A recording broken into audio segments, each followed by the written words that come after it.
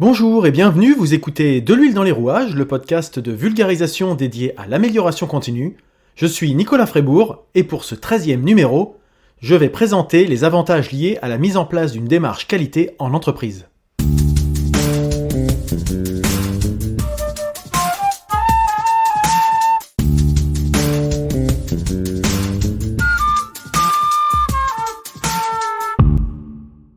Il va en fait s'agir d'un numéro double avec une première partie dédiée vraiment à la démarche qualité en entreprise et un deuxième épisode la semaine prochaine concernant spécifiquement le cas des TPE et des plus petites structures. Alors par démarche qualité, j'évoque évidemment tout ce qui est relatif à la norme ISO 9001, donc pouvant aboutir à une certification après un audit par un organisme certificateur et donc matérialisé par un certificat. Mais je parle aussi de tout ce qui est amélioration continue en termes d'état d'esprit. Finalement, la mise en place de principes sans forcément chercher à obtenir une certification derrière. Puisque je crois que j'ai déjà eu l'occasion de le dire, la certification n'est pas une fin en soi, l'important c'est plus la démarche qui est importante. En tout cas à mes yeux. Donc une démarche qualité, ce qui peut aussi s'appliquer pour une démarche en sécurité ou en environnement ou de manière intégrée, ça comporte plusieurs avantages et ça s'appuie sur un socle de 7 principes de management de la qualité que j'ai eu l'occasion d'aborder dans l'épisode numéro 2 de ce podcast qui était consacré à l'amélioration continue. Donc les 7 principes de management de la qualité sont l'orientation client, le leadership, l'implication du personnel, l'approche processus, l'amélioration, la prise de décision fondée sur des preuves et le management des relations avec les parties intéressées. Je vous invite donc à réécouter l'épisode numéro 2 si vous souhaitez en savoir plus sur l'amélioration continue. Alors quels sont les avantages d'une démarche qualité ? Alors mettre en place une démarche qualité dans une entreprise, c'est répondre à un enjeu évident qui consiste à satisfaire les clients et à se développer. Et donc dans la partie développement, il y a bien sûr tout ce qui est amélioration du fonctionnement interne, facilitation finalement du fonctionnement de l'entreprise. Un des premiers avantages d'une démarche qualité, c'est d'appréhender les enjeux de l'organisme de l'entreprise afin de savoir dans quel contexte on évolue. Et cela permet d'anticiper les risques et d'identifier les opportunités. Ceci afin de maîtriser les activités de l'entreprise. Jusqu'ici, ce sont des choses que on peut faire de façon un peu intuitive sans forcément mettre en place d'organisation structurée. Par contre, les points suivants ne sont pas si évidents en termes de mise en place, notamment la partie identification des parties intéressées pertinentes. En effet, on a pu le voir notamment dernièrement malheureusement avec la crise du Covid, une entreprise, un organisme n'évolue pas en vase clos. Il y a des interactions, des sujets importés, des sujets exportés, et ceci, il faut être vigilant et donc il faut les connaître pour pouvoir mieux les piloter.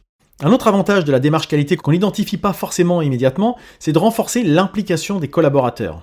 En effet, à partir du moment où on communique bien, qu'on explique bien le contexte, le fonctionnement, les objectifs, la vision de l'entreprise, la stratégie, chacun comprend son rôle et chaque personne voit son rapport au fonctionnement, à l'atteinte des objectifs, et donc en quoi tout le monde est un rouage important du fonctionnement de l'entreprise. Une chose qui est évidente, c'est bien sûr, mettre en place une démarche qualité, ça permet d'optimiser le système de management de la qualité. Alors on peut avoir un système de management de la qualité sans être certifié, sans avoir de démarche ISO, mais on n'a pas forcément la même approche quant à la partie amélioration continue. On peut proposer des produits et des services de qualité sans pour autant avoir la démarche d'amélioration continue. Et ça, c'est un risque finalement quand on ne s'améliore pas, quand on n'évolue pas.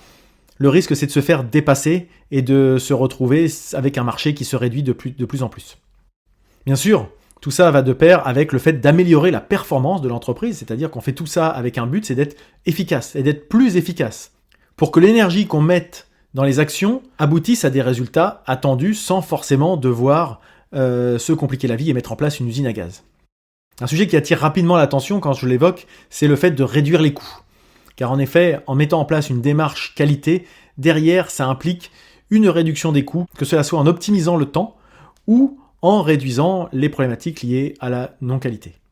Et finalement, quand on s'engage dans une certification, là je vais prendre le cadre de la certification, cela permet d'apporter une preuve objective que votre organisation met tout en œuvre pour satisfaire de manière pérenne les besoins des clients. Parce qu'on fait tout pour que les produits soient conformes, conviennent aux attentes des clients et qu'en plus, derrière, ça signifie que si on rencontre des dysfonctionnements, on mettra en place les actions pour les corriger et éviter que ça ne réapparaisse à l'avenir.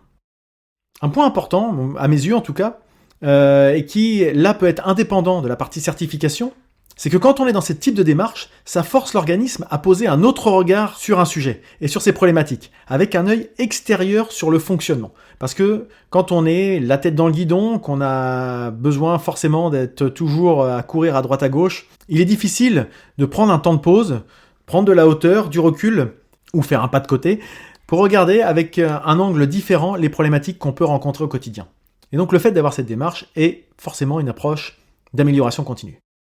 Sur des aspects financiers, ça aboutit à de meilleurs résultats par une meilleure coordination interne. Tout est mieux structuré, tout est plus fluide, ce qui se concrétise régulièrement par une augmentation et une croissance du chiffre d'affaires des entreprises qui s'impliquent dans une démarche d'amélioration continue. Un autre sujet qu'il est intéressant de mettre en avant, c'est qu'initier une démarche d'amélioration continue favorise l'innovation dans votre organisation.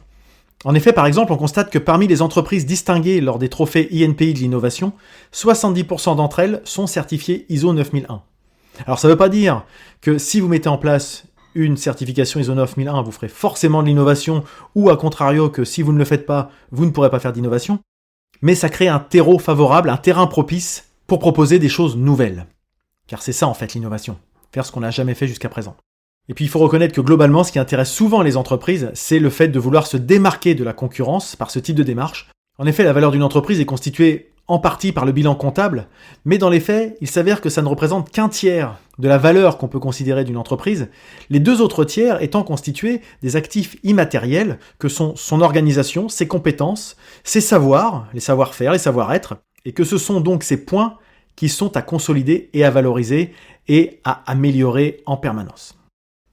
Ces démarches, il n'est pas toujours évident de se lancer dedans. Quand on est chef d'entreprise, on se dit « ouais, mais ça va pas être quelque chose en plus qu'on va faire, ça va pas être un coût supplémentaire ». Mais en fait, non. Alors c'est vrai que jusqu'à il y a peu, les démarches qualité n'ont pas toujours été adaptées aux besoins et aux situations particulières des TPE-PME.